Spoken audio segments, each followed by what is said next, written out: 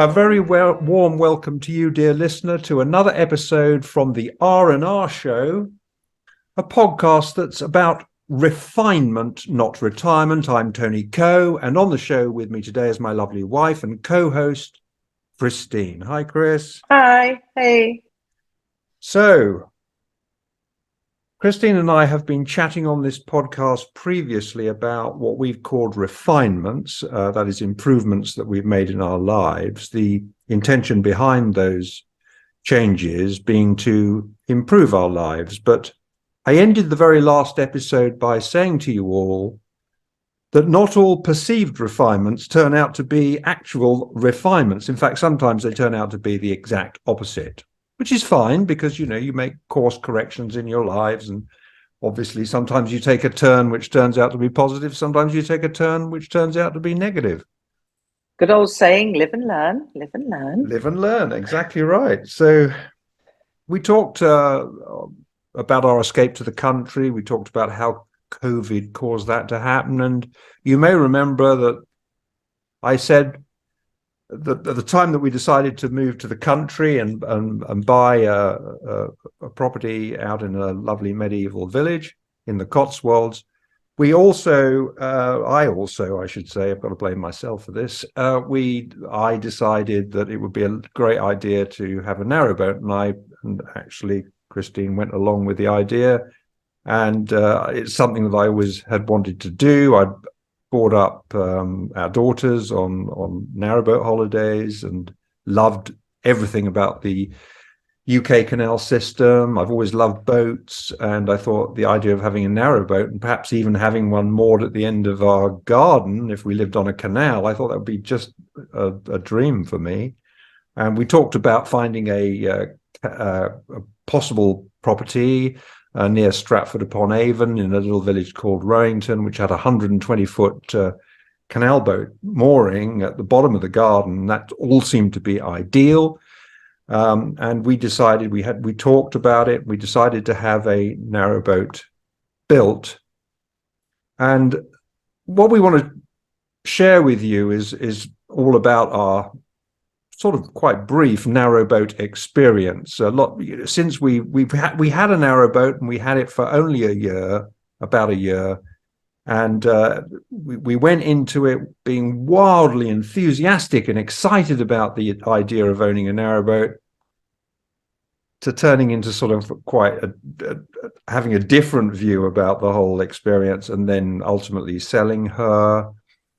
And we've discussed it with our friends and over that time, and lots of them just can't understand why we went from absolutely loving the idea to the opposite of that. And they've asked us, why. And we've been a bit reticent about telling our story, and now we're feeling sort of more comfortable about telling the story.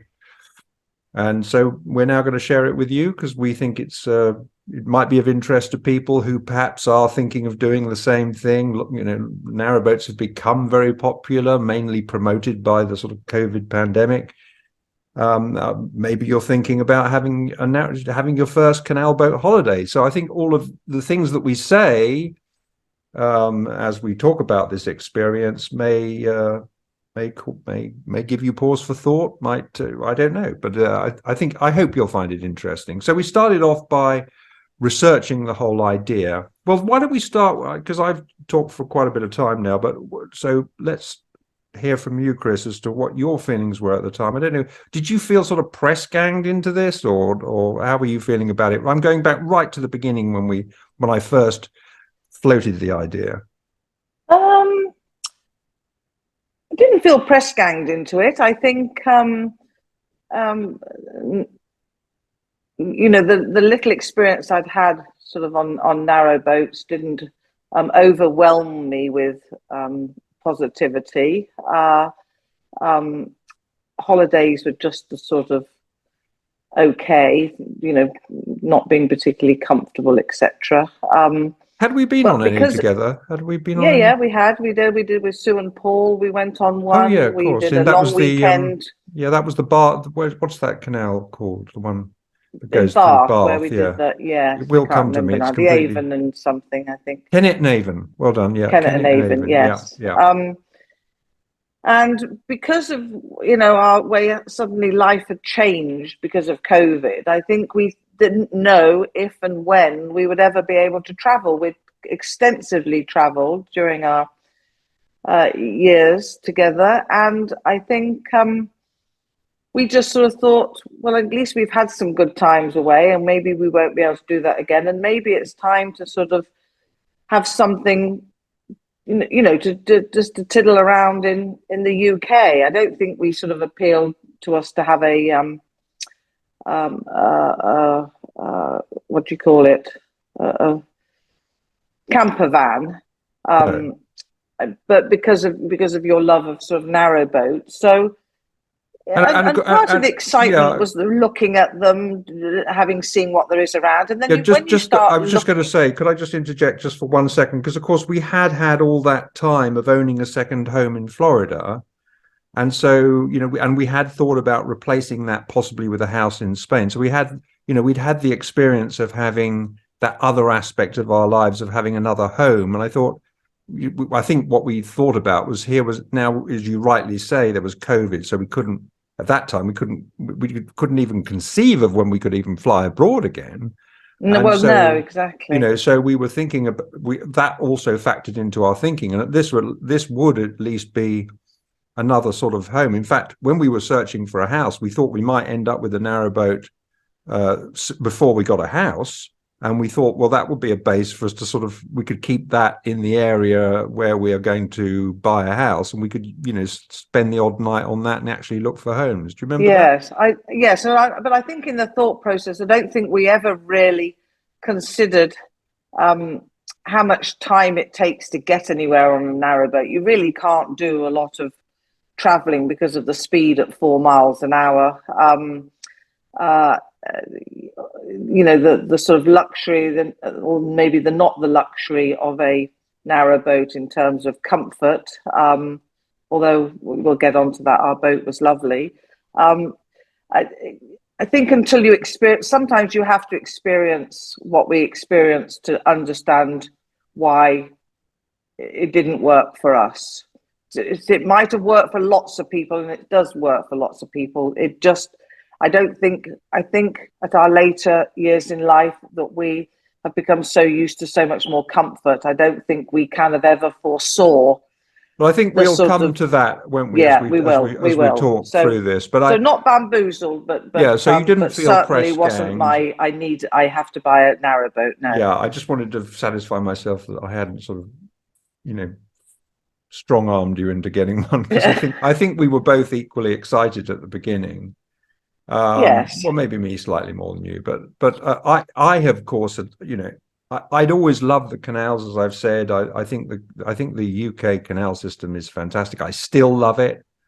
We do walks, canal walks, and I love it. Well, I think it's much better to walk along the canal and see them all going by, to be honest. So why don't we talk about the buying of the? Well, I'm going to, but I just wanted to take us back to where we were at the beginning, because I was super excited. If you remember, we started out by watching lots and lots of great canal journeys with Timothy West. Yes. What's his wife? Who's sadly Prunella Scales got dementia now.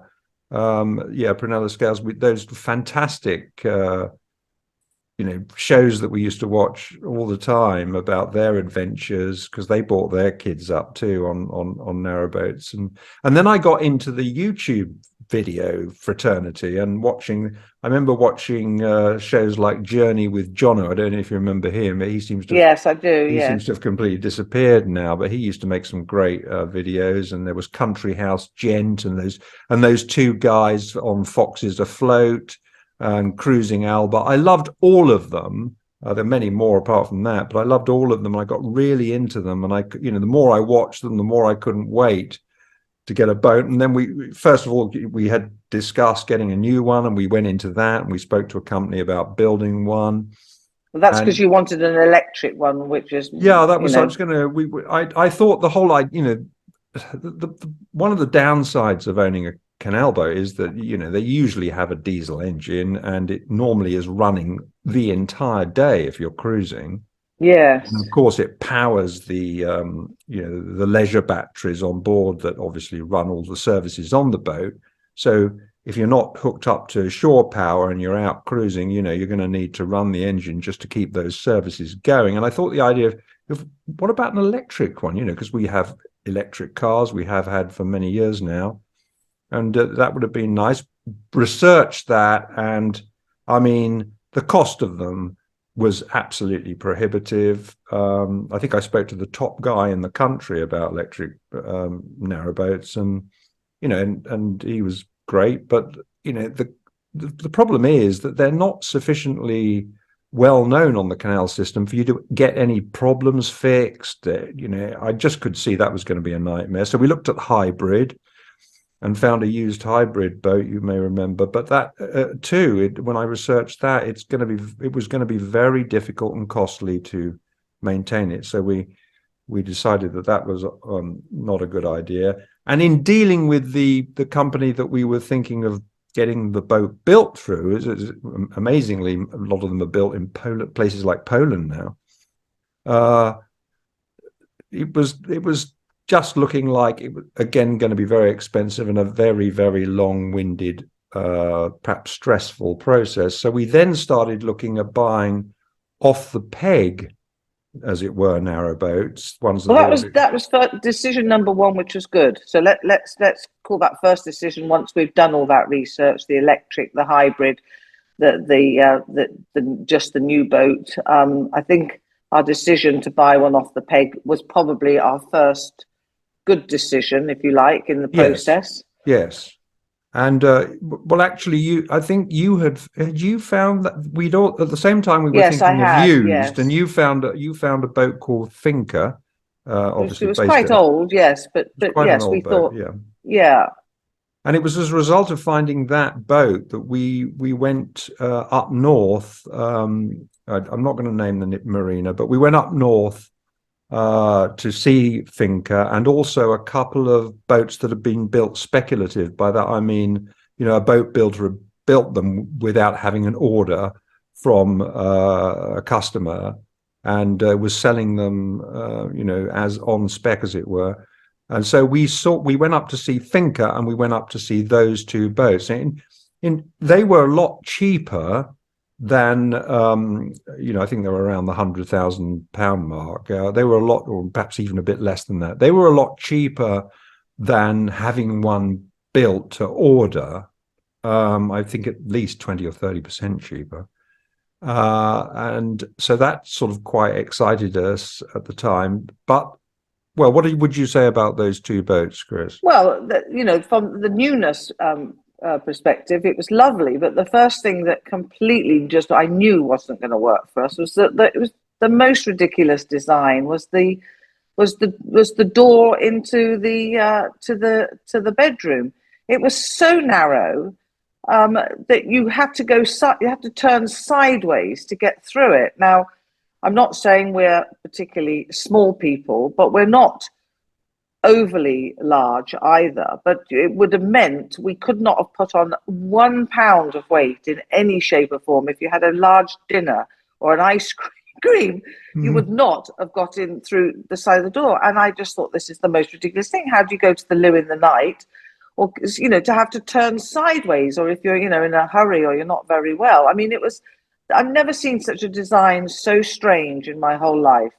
So it did nothing to me. It did nothing for me at all. At that time, we were very set. We're not going to go in this discussion about toilets, because that's a whole thing in its own. But we had decided that we wanted to have a pump out toilet, and I think neither of these boats had that. But the builder of the boat, for a buyer who wanted to proceed, was willing to actually put in a pump out toilet in place of the cassette toilets. Oh yes. I think he was. But we was very accommodating, very very accommodating. But you're right. They just were not right. I mean, they didn't float our boat. May I put it that way? No, yeah, it's not Um, worth even a further discussion on them. They weren't right, and and the finca that we went to see was too old as well, so so so that was Finca wasn't dismissed very right, quickly. but just as about as we were, we were rather disappointed and about to leave, and it had been a very long journey up there from London, where we were still living. Yes, up The north it was. the company that we were dealing with, the guy said, "Well, would you be interested in looking at at another used boat? It's not on the market yet." Um, and we said, "Well, we're here. We've come all this way. Let's take a look." So we went and Yeah, they had were a just look. taking pictures and drawing up the sales particulars, weren't they? And we looked at it Right. and loved her, absolutely Well, she loved had her. everything, didn't she, and more. I mean, She was we first of beautifully all done. we wanted a cruiser stern. If you're not familiar with narrowboats, a cruiser stern is well, you can have a cruiser stern, which is what you have on most canal, if not most holiday canal boats, because they have that big area at the back where you steer from, but it's big enough to accommodate probably the whole family out there. And that's where when you're cruising along, that's where you're going to be. You want to be outside. And really, the only place to be outside on a narrowboat with any comfort is that area. So Yes, and it the had the nice cruiser, seating either side, didn't it, yes, of the yes.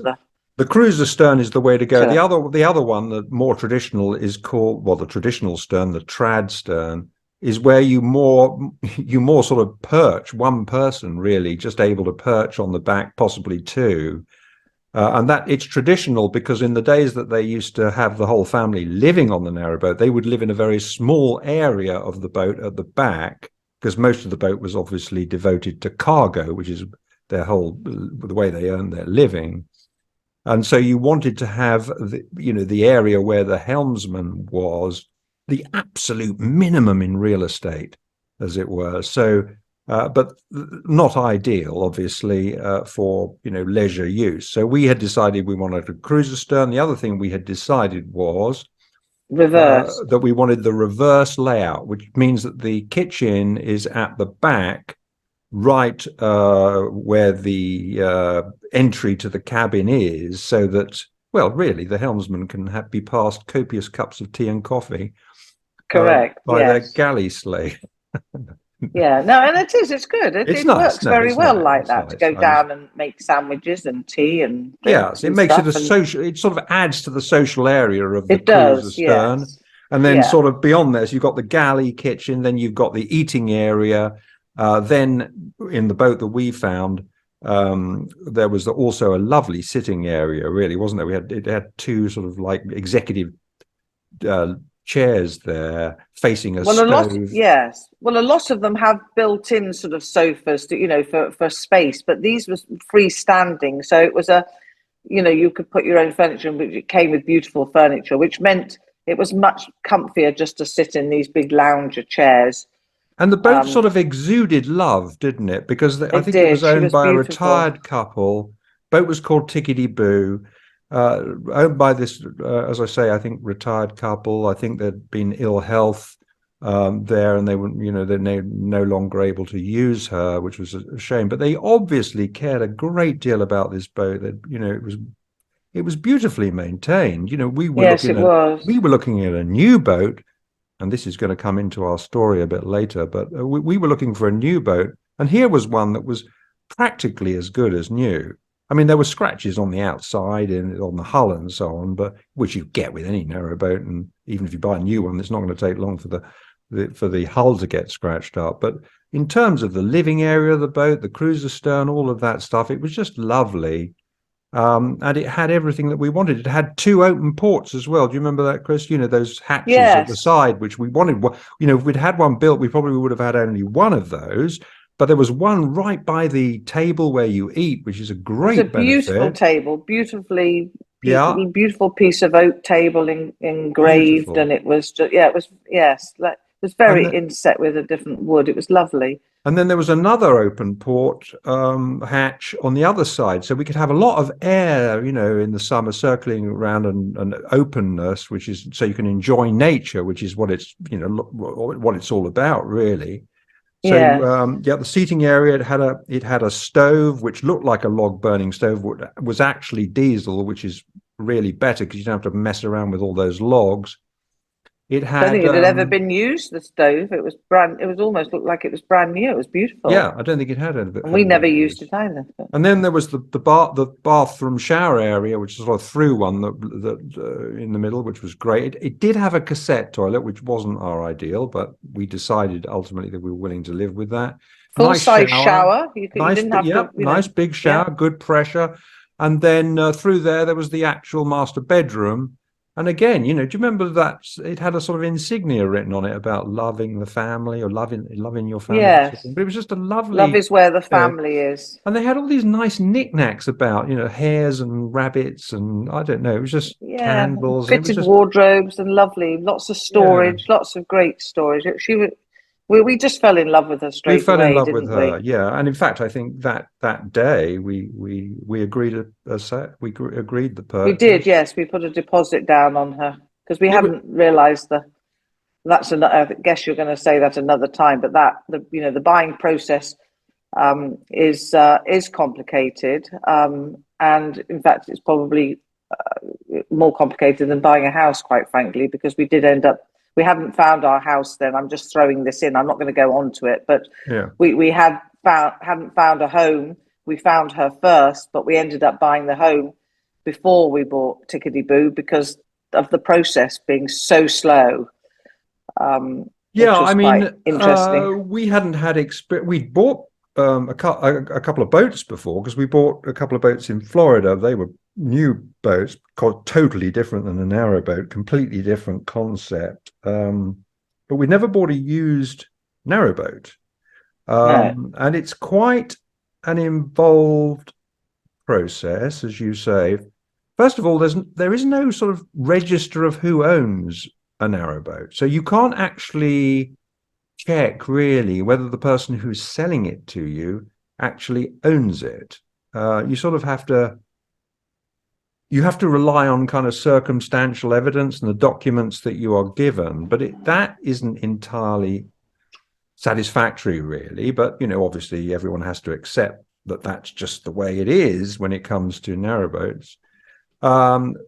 You don't, the boat can look very nice, but what if there's a problem with the engine? I mean, if there's a problem with the engine, that could be so costly. yeah.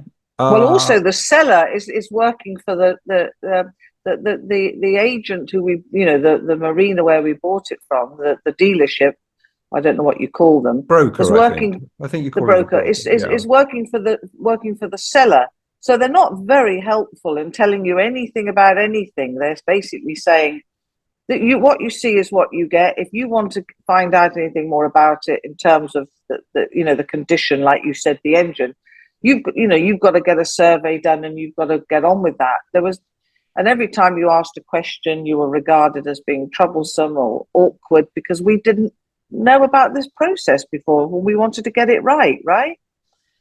Yeah, I mean, it they were fine when we were negotiating the actual purchase itself. We very quickly came to a figure, but obviously it's subject to a marine survey.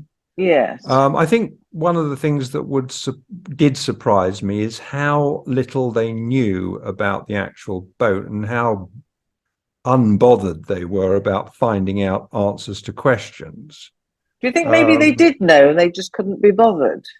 No, I don't Maybe they think so. did know and they weren't I being very think, I helpful. mean, my without being sort of terribly unkind, I would say that it's a lazy, from what I can see, they're rather lazy and don't want to go out of their way very much. But I mean, if you remember, it had well, not quite, very unusual a lighting system. They were LED lights, Oh which is yes, great. They yeah, were actually, it turned out they were great lights, but they were quite nobody seemed to be able to work out how they were switched on and off. Do you remember that? And we kept asking about it, and they couldn't really easily figure it out. I think in the end they did, because I kept pursuing it, find out. But that side sort of was a little bit yeah. But off again, you see, putting. we were made to feel that we were trouble. We were annoying. And I think that, again, I think that comes down to you said the laziness. And I think they just wanted to, this is the boat, this is how much it is. You either buy it or you don't. It's up to you. And that was the attitude. They didn't really want to go out of their way. They just wanted you to buy it and be done with it and not ask questions. To them, they were silly questions. To us, they were very important questions. Yeah. So at that stage, we hadn't encountered anything that was really a serious problem. It was just that we were beginning to get a feel, I think, that they weren't going to go out of their way to answer our questions. I think that's fair to say. But we agreed a price and we paid the deposit. That was subject to a survey, also subject to what's called a sea trial. Obviously, narrowboats really don't go on the sea, but that's we took that to be like a test drive of a car, right? So you get so that's what it sounded like, and that's how I interpreted the contract. And I am somebody who spent my life dealing with contracts, so I expect people to live up to the terms of the contract, and I expect what it says in the contract in terms of process to be followed by both sides. So we will get into that, but that particular day, we were very excited. We'd found the boat that seemed to completely fit our needs. It was a lot less expensive than having one built or even buying one of those off the peg ones that we talked about earlier on in the show. So we were very happy that day. I don't think there's no doubt about that. We were very, very happy. We'd agreed a deal, and we said to them, well, any thoughts on a marina? Because by that time we had decided that we weren't going to keep her at the end of our house. We'd discounted that house in Rowington. We were now going to buy a house. Well, in fact, yes, we were now going to buy a house that was not on a canal. And they actually recommended a marina. I'm not going to name the marina, but it was it seemed on the face of it to be something that we should definitely look at. And it was on our way home, and they arranged for us to meet the owner at the marina, and we did that on the way home. And we met a lovely guy who owned the marina, quite a new marina. What was good from our point of view, I mean, it was new, and therefore it hadn't had all its facilities installed. But we were able to choose a location because it was so new. And what was really good from our point of view is that I talked, I think, perhaps in the earlier episode about how it wasn't a great idea to have a canal, have a house on the canal, because then you're really only restricted in terms of cruising to the bits of canal around that one canal what the house is located on, unless you're very lucky as to the house's location. Here we were able to choose a marina that had access, I think I'm right in saying, to 3 different canals. Yes, it was. Yes, yeah. Which were, Coventry, Oxford, and something else. Sure, and so that was we that day we chose a boat and we chose a home for the boat.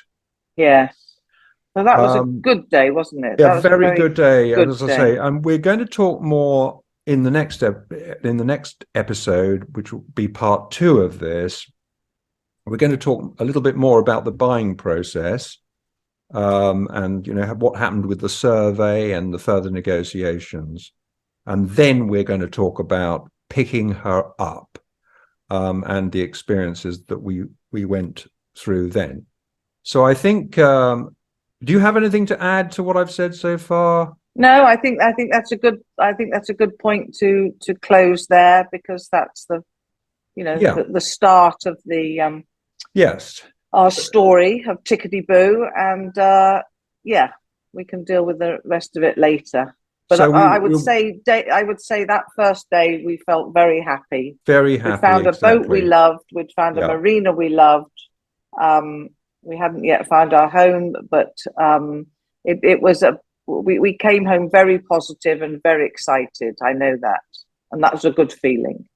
Absolutely agree. So that said, dear listener, I hope you enjoyed that first part of our narrowboat experience. We're looking forward to telling you more on in our next episode, which will follow very soon. But thank you for listening and supporting our podcast, and we will see you in the next one. So for now, it's goodbye from me.